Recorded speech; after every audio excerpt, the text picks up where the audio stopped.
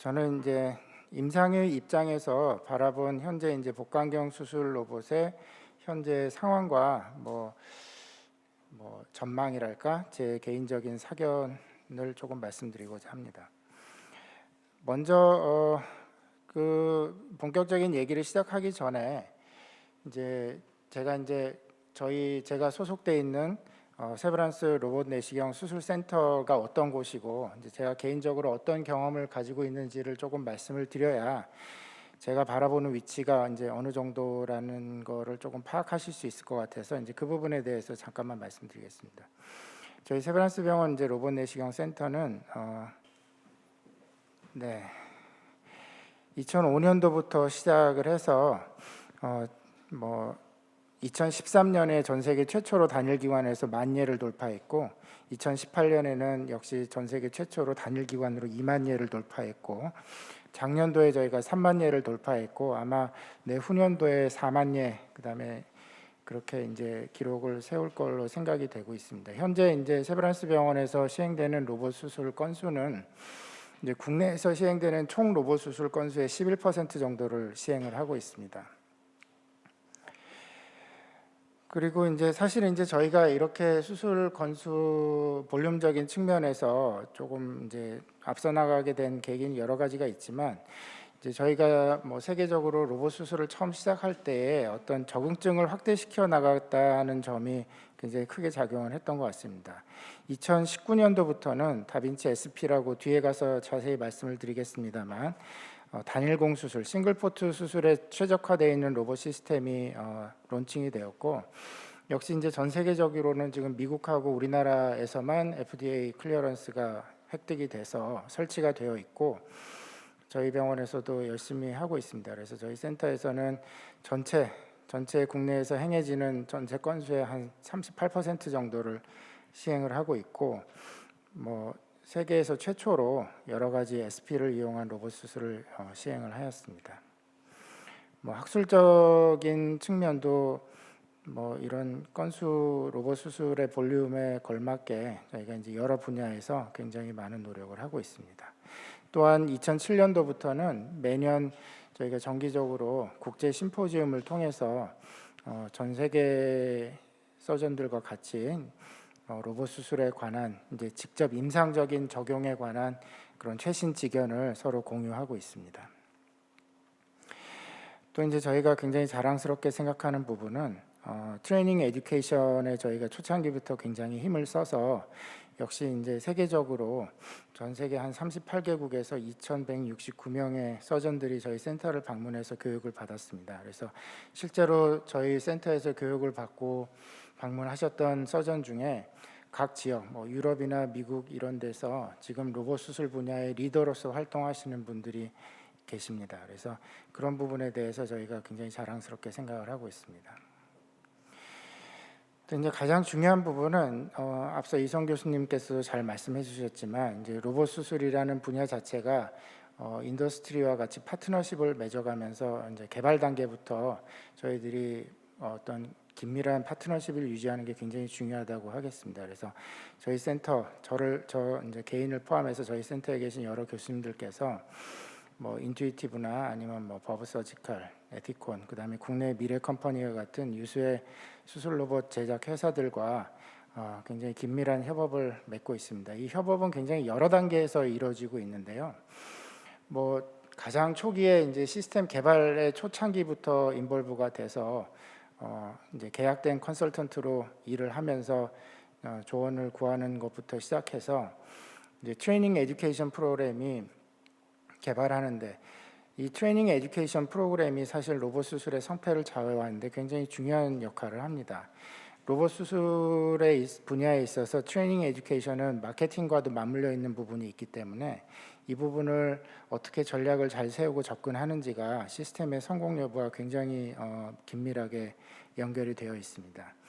또한 이제 프로시저 가이드라인 디벨롭먼트도 저희 많은 관여를 하고 있는데 초창기에 로봇이 도입이 되면서 이제 저희가 일반적으로 복강경 수술은 이제 러닝 커브, 소위 말하는 학습 곡선 어느 정도 수준에 다다르기까지 굉장히 이제 술기적으로 어려운 수술이라고 알려져 있고 로봇 수술이 그런 어려움을 극복하는 데 도움이 될 거다라고 생각을 했기 때문에 실제로 로봇 수술의 초창기에는 이 프로시저 가이드라인 디벨롭먼트라는 측면이 굉장히 이제 간과되어 왔었는데, 실제로 이 로봇 수술의 적응증이 늘어나면서 여러 가지 수술에서 적응을 하다 보니 이 로봇 수술을 잘 할 수 있게끔 어떤 표준화된 술식을 개발하고 그거를 잘 교육하고 트레이닝 시키는 부분이 로봇 수술을 성공적으로 이끌어 나가는데 굉장히 중요한 요소라는 게 시간이 지나면서 밝혀졌습니다. 그래서 이제 그런 부분에 있어서 저희 임상의들이 많이 긴밀한 협업을 하고 있고, 또한 이제 현대에는 에비던스 베이스드 메디슨이라는 큰 패러다임이 있고, 이제 과학적인 어떤 에비던스들이 만들어지고 그 바탕 하에서 클리니컬 프랙티스가 이루어지고 있기 때문에 클리니컬 트라이얼을 통해서 이런 서지컬 로봇에 대한 에비던스, 클리니컬 에비던스를 만드는 일이 또한 뒷받침이 되어야 됩니다. 그래서 이런 굉장히 폭넓은 분야에 있어서 회사와 저희 센터와의 긴밀한 협업이 굉장히 중요하고 잘 이루어지고 있습니다. 또 이제 몇 가지 얘기를 시작하기 전에 몇 가지 이제 터미놀로지를 조금 분명히 하고 넘어가야 되는 부분들이 좀 있는 것 같습니다. 그래서 뭐 이미 다 알고 계신 분들도 많이 계시겠지만 처음 이 좀 생소하신 분들을 위해서 터미놀로지에서 잠깐 말씀을 드리면, 저희가 이제 복강경 수술, 라파로스코픽 서저리 또는 이제 엔도스코픽 서저리, 내시경 수술 이렇게 좀 혼용해서 쓰고 있는데, 엄밀히 말하면 조금 정의는 다릅니다. 라파로스코픽 서저리라는 거는 이제 뭐 고대 그리스어에서 라파라라는 이제 몸통을 의미하는 그 어원에서 기원이 돼서 주로 이제 복강경 수술에 국한해서 얘기를 하는 것이 이제 일반적인 텀이고, 엔도스코픽 서저리라는 거는 초창기에는 사실은 이제 혼용해서 사용을 했습니다. 라파로스코픽 서저리랑.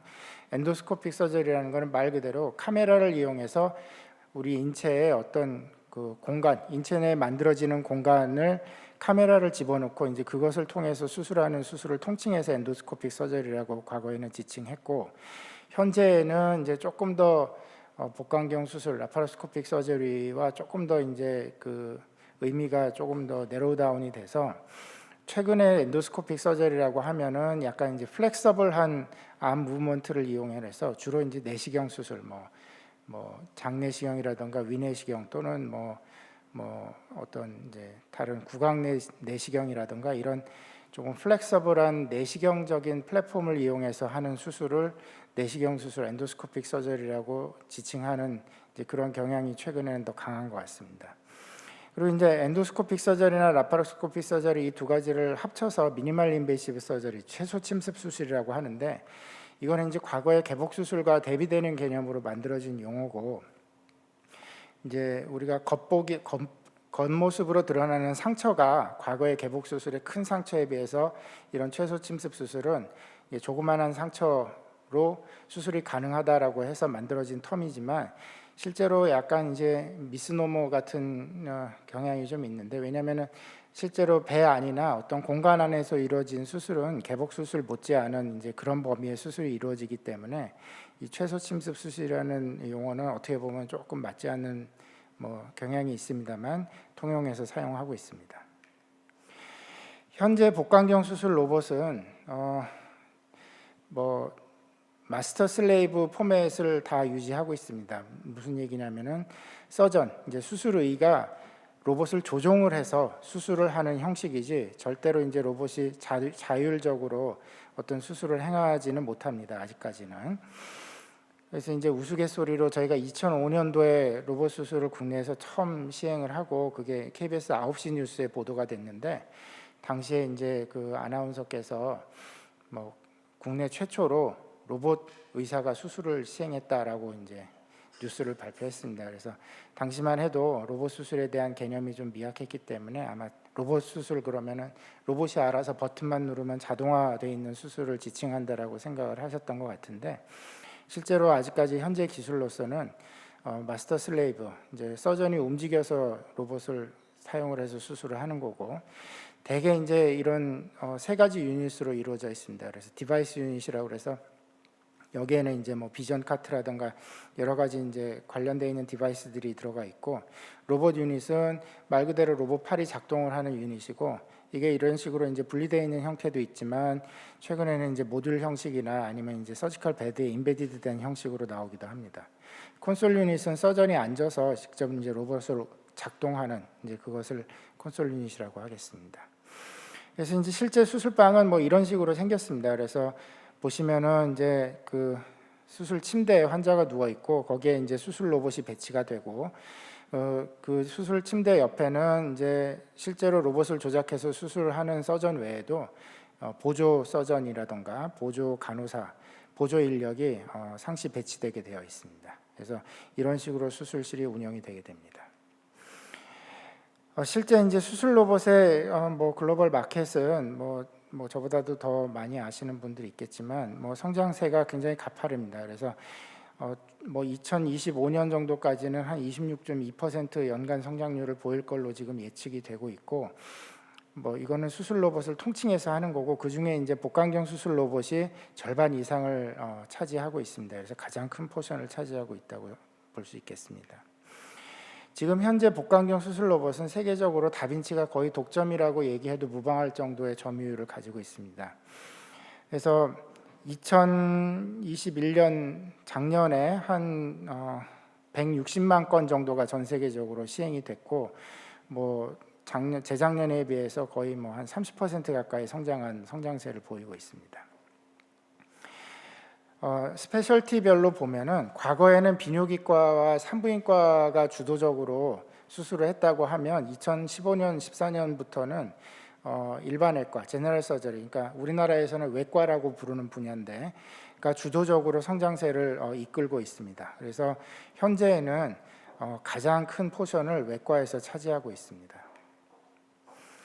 다빈치 시스템의 이제 전 세계적인 그 시스템 설치 대수는 미국이 뭐 4,300대 이상 가장 많고 유럽이 4,300, 아시아가 4,130건 정도로 뒤따르고 있습니다. 이 아시아는 최근에 이제 일본이 굉장히 그 많은 시스템이 설치가 되고 있는데 이거는 이제 보험 제도랑 관련이 있습니다. 일본에선 최근 들어서 이제 대장암, 직장암, 뭐 전립선암 요 정도 세 개가 보험으로 커버되기 시작하면서 시스템 설치 대수라던가 수술 건수가 폭발적으로 늘기 시작했고, 실제로 이제 일본에서는 대장암 수술 분야에서는 직장암, 대장암에서는 복강경 수술이 급속도로 감소하고 로봇 수술 건수가 굉장히 증가하고 있습니다. 우리나라는 현재 130여 대 정도가 설치가 되어 있습니다. 뭐 대부분이 수도권에 되어 있지만 지방에 있는 이제 대학병원 중심의 큰 병원에도 설치가 되고 있습니다. 우리나라 역시 이제 로봇 수술 건수는 급성장을 하고 있는데요. 작년에 4만 건 정도가 실시가 됐고 재작년에 비해서는 26% 정도 성장한 거고, 아직까지도 우리나라의 이제 스페셜티별로 보면은 아직까지도 우리나라는 비뇨기과, 산부인과 위주의 이제 성장세를 보이고 있습니다만 서서히 제너럴 서저리 분야가 올라오는 걸 알 수가 있습니다. 뭐 이게 관련된 사람들의 분석은 사실은 이제 어떤 글로벌 트렌드를 저희가 이제 5년 정도 뒤처져서 이제 쫓아가는 양상이라고 얘기를 해서 우리나라도 이제 5년 정도 지나면 아마 제너럴 서저리가 주도하는 성장세를 보일 거다라고 예상은 하고 있습니다.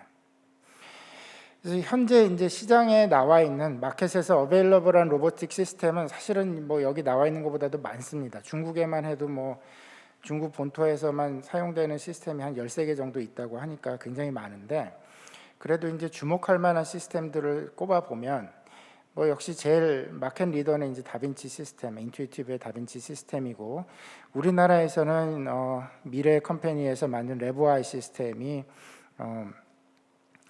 이제 서서히 설치가 되고 이제 수술 건수도 많이 늘어가고 있는 것 같습니다.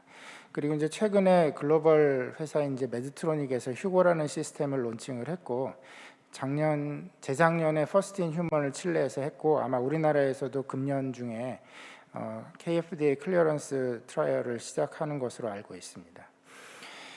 사실 이제 다빈치를 뒤따르는 뭐 시장이 2인자라고 할 만한 게 그런 시스템은 이제 CMR의 이제 벌시우스라는 로보틱 시스템인데, 아래 보시는 것처럼 로봇 팔이 분리가 되어 있고 이제 이게 침대에 부착돼서 사용되는 형식으로 개발이 되어 있습니다. 근데 이제 그 다빈치와는 격차가 굉장히 커서 아마 최근에 한 전 세계적으로 6천 건 정도 이제 겨우 돌파했고 아마 뭐 금년 정도에 10,000건 정도를 예측한다고 하고 있습니다. 그래서 아시아권에서는 지금 홍콩하고 인도에서 사용이 되고 있고 주로 유럽, 남미 쪽에서 많이 사용을 하고 있습니다. 그 외에 일본에 이제 메드카로이드라는 회사에서 히노토리라는 시스템을 개발을 했습니다. 그래서 그게 아마 일본에서는 지금 그 FDA를 통과해서 사용이 시작된 걸로 알고 있고 그 사용한 서전들의 피드백을 받아보면 상당히 긍정적인 피드백을 받고 있습니다. 이 형태 면에서는 다빈치의 이제 최신 버전 XI 시스템과 굉장히 유사한 형태를 보이고 있습니다.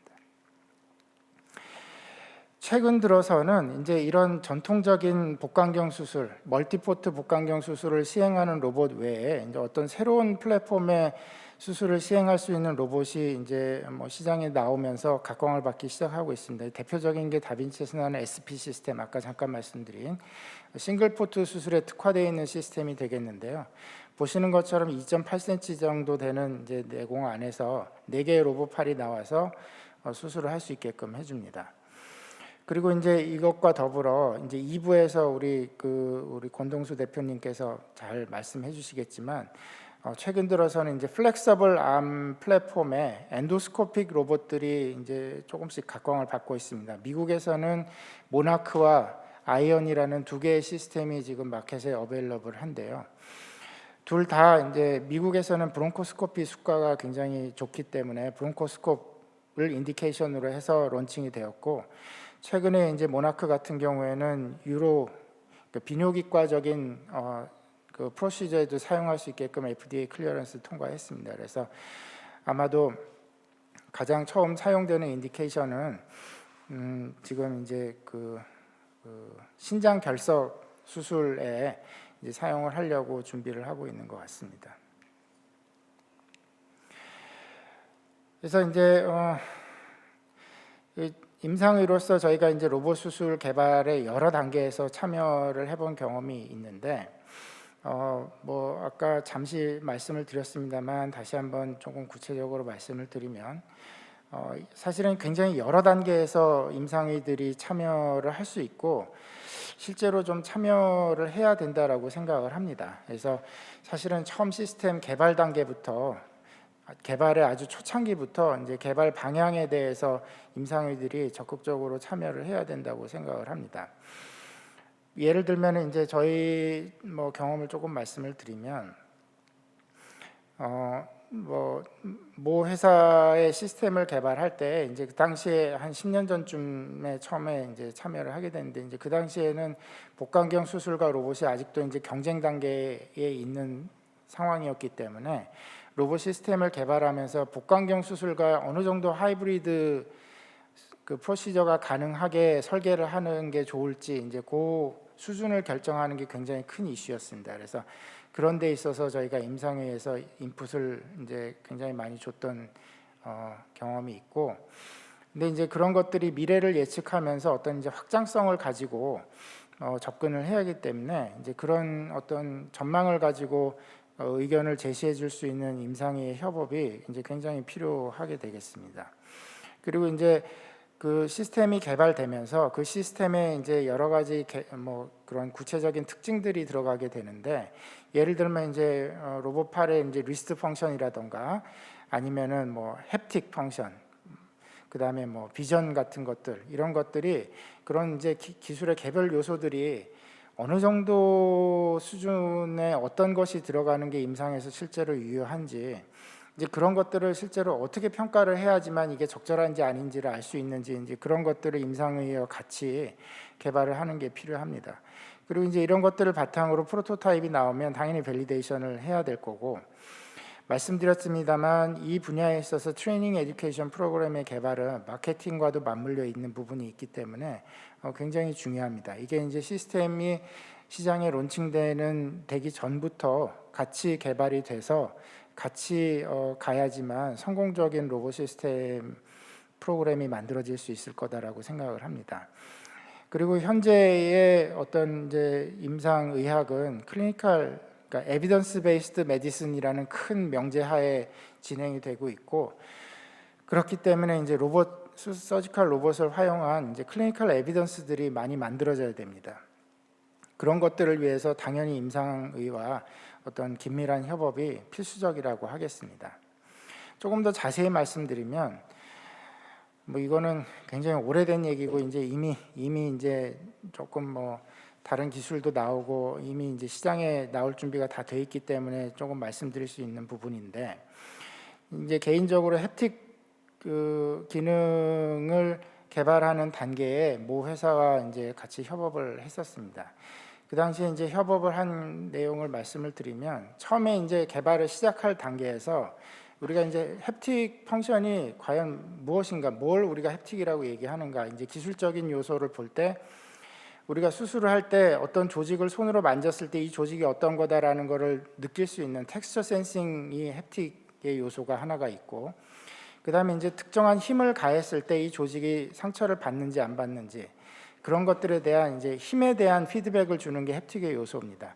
그 두 가지를 다 개발을 하면 좋겠지만, 역시 이제 뭐 그런 개발비라던가 이제 그런 것들이 시스템에 반영됐을 때 원가 상승이라던가 이런 측면이 있기 때문에 그 둘 중에 이제 어떤 게 더 수술하는데 필요한 요소인가를 결정하는데 참여를 했었고, 당시에는 이제 포스 피드백이 더 중요하다라는 결론을 가지고 저희가 개발을 시작하게 되었습니다. 그럼 이제 이런 포스 피드백이 임상에서 실제로 수술하는 상황에서 어떤 상황에서 도움이 될 건가? 종양 수술 같으면 이제 림프절을 우리가 절제해내는데 림프절의 위치를 파악해내는데 포스 피드백이 유용할 건가? 아니면 이제 혈관 주변을 디섹션 하는데 포스 피드백이 유효할 건가? 뭐 등등등 여러 가지 임상 시나리오에서 이런 것들이 어떻게 도움이 될지를 판단을 해야 됩니다. 그러면 실제로 이제 기술이 개발이 되는데, 이 기술이 개발이 됐을 때 이 기술이 정말로 제대로 개발이 된 건지, 정말 도움이 되는지, 이걸 어떻게 평가할 건가도 생각을 해야 됩니다. 물론 이제 그거를 기계적으로 평가하는 방법도 있을 겁니다. 뭐 압력을 재고, 센싱의 민감도를 재고, 뭐 이런 방법도 있겠지만, 그것도 중요하지만 실제로 임상 상황에서 이게 어느 정도까지 개발이 되는 게 중요하고, 이게 적절한지 아닌지를 판단하는 거는 이제 임상의가 할 수밖에 없습니다. 그래서 이제 이런 것들의 기술의 적절성이라든가 이런 걸 임상의 입장에서 평가하는 도구들을 개발을 해야 되고, 또 이게 실제로 임상 상황과 얼마나 일치도를 갖는지, 클리니컬리 얼마나 렐러번스한 테스트인지를 판단을 해서 평가 도구를 개발을 해야 되고, 실제로 이런 평가 도구를 개발해서 이걸 가지고 프로토타입 또는 이제 완성 폼을 평가를 해야 됩니다. 그래서 이 단계에서는 이제 가능한 한 많은 임상의가 참여를 해서 많은 데이터를 만들어내야 되고, 다양한 임상 시나리오에 적용을 해봐야 됩니다. 그리고 이제 다양한 데이터들이 만들어졌을 때 이게 이제 결과적으로 어떤 의미를 가지는지 해석을 하고 인사이트를 제너레이션 하는 과정을 거쳐야 되고, 이런 것들에 기반해서 결국은 이게 이제 마케팅에 들어갈 때 우리가 어떤 밸류 포지셔닝을 해가지고 마케팅을 할 것인가로 연결이 되기도 하고, 또한 이제 앞으로 어떤 방향으로 우리가 클리니컬하게 에비던스를 만들고 어떤 방향으로 서전들이 이런 기술을 잘 사용할 수 있게끔 교육하고 트레이닝할 것인가를 생각을 해봐야 됩니다. 그래서 굉장히 여러 단계에서 임상의들이 긴밀하게 이제 협업하는 것이 필요하다라는 것을 말씀드리고 싶습니다. 이제 마지막으로 뭐 개인적인 여러 가지 경험이나 뭐 여러 가지 저희가 이제 그동안에 해왔던 콜래보레이션을 바탕으로 전망에 대해서 말씀드리면, 현재는 뭐 아까도 말씀드렸지 이제 인투이티브사의 다빈치라는 시스템이 거의 독점을 하고 있습니다. 하고 있는 상황인데, 말씀드렸듯이 여러 가지 시스템들이 이제 나오기 시작했고, 인투이티브의 다빈치 외에도 또한 이제 향후 한 2, 3년에 걸쳐서 다른 시스템들이 더 나올 걸로 예상되는 것들이 있습니다. 그래서 이런 새로운 시스템들의 등장으로 인해서 다소간의 어떤 독점적인 그런 마켓 쉐어는 조금 해소가 될 거다라고 예상은 하고 있습니다. 또한 이제 새롭게 개발되는 시장에 새롭게 2, 3년 내에 진입할 것으로 생각되는 시스템들은, 과거의 이제 수술 로봇 시스템이 단순히 우리가 복강경 수술을 조금 더 쉽게 할 수 있는 데 중점을 맞췄다고 하면, 새로운 시스템들은 이제 그걸 넘어서서 로봇 서지컬 시스템이라는 것이 하나의 어떤 그 인포메이션을 인테그레이션하는 시스템으로서의 역할을 할 수 있게끔 이제 여러 가지 최신 기술을 탑재를 하려고 노력을 하고 있는 것 같습니다. 그래서 이미지 가이디드 서저리는 기본이고 거기에 이제 스마트 인스트루멘테이션 각종 이제 센싱 테크놀로지들이 인테그레이션 돼서 스마트 인스트루먼트들이 나오고 또한 이제 수술방에 있는 여러 가지 기계들이 있습니다. 뭐 수술실의 조명이라던가 뭐 이제 공조 시스템 뭐 이런 것부터 시작해 가지고 뭐 각종 뭐 심지어는 이제 마취과 영역에서 환자의 바이탈 사인을 모니터링하는 것까지 뭐 이런 것들이 어떤 수술 로봇 플랫폼 하나에 전부 다 인테그레이션 돼 가지고 이런 것들을 바탕으로 서전의 이제 디시전 메이킹을 도와주는 이제 그런 AI 베이스드 서지컬 어시스트가 아마도 탑재가 될 것 같습니다. 그리고 앞서 이성 교수님이 보여주신 것처럼 이런 데이터들이 그냥 수술실 안에서만 끝나는 게 아니라 그것들이 이제 추후에 수술이 끝난 다음에 서전한테 어떤 식으로든지 서전이 받아들일 수 있는 방향으로 피드백을 줘서 이런 피드백이 이제 서전의 러닝 커브를 빨리 극복하고 더 나은 수술을 할 수 있게끔 도와주는 데 사용이 될 전망입니다. 그래서 이제 이거는 그냥 간단한 예인데 그 다빈치 시스템에서 지금 이제 뭐 나와 있는 우리나라에는 아직 안 들어왔지만 이제 미국에서는 사용하고 있는 이 앱인데 다빈치 시스템은 기본적으로 이제 시스템 로그 데이터가 뭐 클라우드에 올라가게 돼 있습니다. 그래서 이제 그걸 활용해서 서전 개인마다 수술 시간이라던가 인스트루먼트의 활용이라던가 이런 것들을 이제 타임 트랙을 만들어서 보여줌으로 인해서 어떤 이제 좀 인사이트를 제너레이션 할 수 있게끔 도와주고 있고 여기에 이제 특수한 장비를 이용하면 서지컬 비디오랑 이런 인스트루먼트의 사용이 코디네이션 돼서 하나의 이제 어노테이션 되어 있는 서지컬 비디오 데이터가 만들어지게 됩니다. 그래서 이런 것들을 바탕으로 서전의 러닝 커브를 향상시킬 수 있게끔 도와주고 있고요. 또 앞서 말씀드린 것처럼 이제 새로운 로봇 플랫폼, 뭐 싱글 포트라든가 플렉서블 엔도스코피들이 등장함으로 인해서 이러한 이제 새로운 플랫폼으로 인해서 그 전에 불가능했던 수술들이 가능하게 됐습니다. 그래서 이제 잠깐만 말씀을 드리면 시간 관계상 좀 짧게 하겠습니다. 이건 이제 모나크 이제 브론코스콥을 위해서 개발된 모나크라는 시스템에서 뭐 궁극적으로 아직까지는 뭐 요원한 이름입니다만 궁극적으로 하려고 하는 것 중에 하나인데 이제 폐암은 사실은 이제 초기 단계에 발견하기도 굉장히 어렵고 초기 단계에 발견이 되더라도 이거를 치료하기가 이제 간단하게 치료하기가 좀 어렵습니다. 현재로서는 수술을 통해서 폐의 일부를 절제함으로써 이제 암을 절제하는 초기 단계에서는 이제 그런 치료밖에는 안 되는데 이 모나크 시스템을 이용해서 브론코스콥으로 내비게이션해서 이제 그 튜머의 스팟을 정확하게 찾아내면은 바이옵시뿐만 아니라 조직 생검뿐만 아니라 아주 초기 단계에서는 이 종양을 우리가 이제 대장 내시경에서 용종을 절제하듯이 기관지를 통해서 그 종양을 부분적으로 절제함으로써 치료를 하는 패러다임을 만들겠다라는 게 이제 이들의 생각입니다. 결론적으로 뭐 차세대 수술, 넥스트 제너레이션 서저리에서 로봇 수술이 중심이 된다는 거에 대해서는 누구도 부인하지 않습니다. 그리고 이런 수술이 결국은 이제 수술을 통해서 환자의 안전이나 수술이 좀 더 안전하고 더 효율적으로 진행될 수 있는 게 방향이기 때문에 이런 것들을 가능하게 해주는 여러 가지 디지털 기술이 융합되는 허브로서의 역할을 하게 될 것 같습니다. 또한 이제 이런 기술적인 진보로 인해서 기존에는 불가능했던 수술적인 치료가 가능하게 되고 그런 것들이 새로운 수술법이 나타나게 되고 그런 것들에 잘 교육하고 트레이닝 시켜서 조금 더 시스템을 잘 활용하고 결국 궁극적으로는 환자의 안전과 치료의 성적이 향상되는 방향으로 갈 수 있게끔 노력하는 것이 중요할 거라고 생각합니다. 경청해 주셔서 감사합니다.